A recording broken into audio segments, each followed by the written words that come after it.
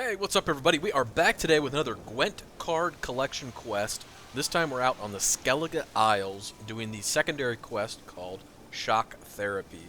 Now, we are all the way down here near this landmark. Let me zoom out and kind of give you a point of reference as to where we are. So from this landmark, if you go all the way west, you're going to find Turtle Harbor, which is the place it sends you for your main story quest when you come out to the Skellige Isles. So this is where we are. When you come out here, you will find an NPC either in caves that are up here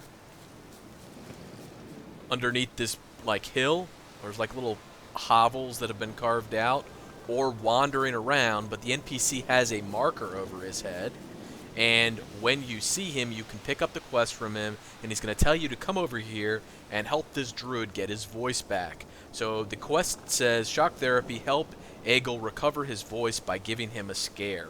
In order to give him a scare, you have to do a few things, but this quest can be a little bit wonky, so let me talk to you about it first. When you come over here, if he's not sitting on the rock, and he's laying down on this mat here, sleeping or something along those lines, try advancing the time to midnight. That's how I got him to stand up. I've also gotten him to move by simply talking to him, and I've also gotten him to move by leaving the zone and coming back, like going to a different landmark, coming back, and then he was sitting on the rock during the day. If you just try to advance the quest through like 8 hours, sometimes he'll be sleeping for like 14 hours, and you can't get him to move. Sometimes when you talk to him, he gets up, but then he goes right back down. So the way I was able to consistently get it to work is just set it to midnight, and he seemed to get up and walk over there. I'm not sure if that'll work for your game or not, but be aware you might have to mung around with the time a little bit, or moving between locations and then coming back to get him to take his ass over to the rock. But once he's over there, you want to go into your signs and set your Ard sign as the sign you have equipped. And you're going to walk down here. You see this kind of beehive that's sitting in this tree, this hollowed out tree trunk. I'm going to walk to the other side of that and give it a bump with Ard. And it's going to send all those bees over to attack him. Hopefully to give him a good scare. And that didn't work out. So we have to keep trying to scare the druid 3 times. And the next time, or the next thing we're going to have to do is we're going to come over to this fire, position ourselves in a way that we are not going to hit him with Ard. And we're going to shoot our telekinetic blast at the fire. This is kind of annoying. I agree. There's that. Now he gives us the finger, and the last thing we're going to do is come over to these pots, and we're going to use our telekinetic blast on them. And that doesn't work, so what do? Come over here and talk to him. He's going to say nothing no matter what you ask him. Doesn't say look farewell. Like we'll figure much out talking. So long. Back off. Now come down here.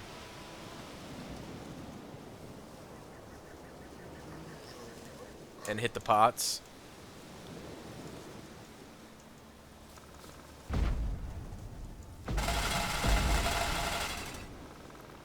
Piss off already, you! Now he's got his voice back. Or rather, he's broken his vow of silence. Oh, for 3 years. 3 years! Not a word, not a peep! Until today, you made me break my vow. Happy? At least I didn't make you break a vow of chastity. That'd have been really weird. Oh, sorry. Someone tricked me. I thought... Boo-hoo-hoo!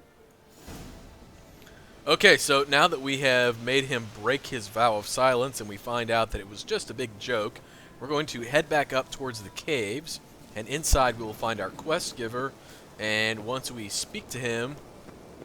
Now, he's not always going to be in here, so when you come out here, if he's not in this cave, he might be walking around outside. Just remember that. We're going to walk over here and chat him up. Heard him screaming, clear over here. Grand work, Witcher. Your reward, as promised.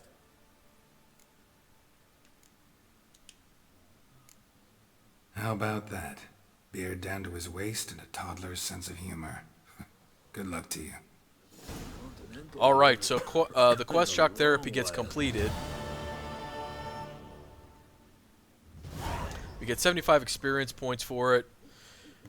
And we pick up this monster card. Let's go into our Gwent deck. Go over to the monster deck.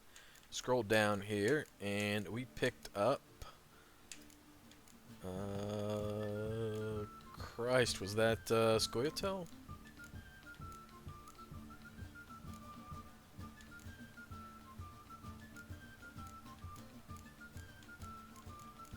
Alright, now I'm wondering, what the hell did we pick up? Oh, here we go, yeah. So that's the card we picked up. No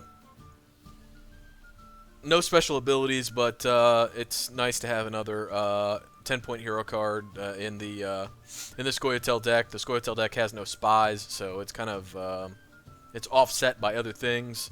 So that's definitely nice to pick those up. And that is it. So we have completed our quest out here for shock therapy. If you have any questions, please post them in the comment section of the video. Also, check out the video description if you're having trouble with any of your other Gwent quests. I've got links to all of the Gwent-related videos. Also, how to track down all the cards that you might want to purchase from vendors in the various zones, the NPCs that'll play you random Gwent games, all kinds of good stuff in the video description. So check that out, and as always, thanks for watching. Take care.